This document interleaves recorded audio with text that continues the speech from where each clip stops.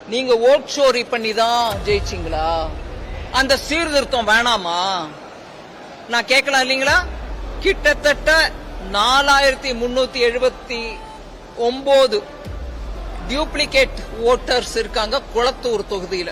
அதாவது ஒரே பேர், ஒரே சொந்தக்காரங்க பேரு, ஒரே வயசு, பட் டிஃபரெண்ட் எபிக் நம்பர், அதாவது electoral numbers, voter list, voter card number வேற வேற.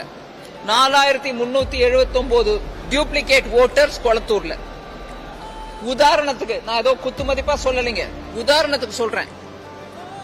பூத் நம்பர் 157 157 ரஃபி உல்லா அப்படிங்கிற பேர் 3 முறை வருது. ஒரே அட்ரஸ்ல, ஒரே வயசு, அவங்க ஃபாதர்ஸ் நேமும் ஒன்னே. ஆனா அவர்கிட்ட 3 எபிக் நம்பர் இருக்கு. ஓட்டர் ஐடி கார்டு 3 இருக்கு வேற விதமா. அதே பேரு, அதே அப்பா பேரு, அதே அட்ரஸ் எல்லாத்தோடையும்.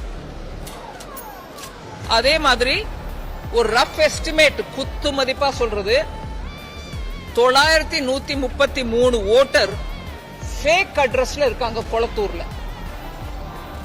இதெல்லாம் டிஎம்கே ஓட்டு சோரி பண்ணிக்கிட்டு முதலமைச்சர் ஜெயிச்சு வந்தாருன்னு நான் சொல்ல முடியுமா? நான் கேட்கிறேன் கேள்வி. இதெல்லாம் ஃபேக் தானுங்க. இதெல்லாம் டபுள் வந்திருக்கு இல்லைங்களா?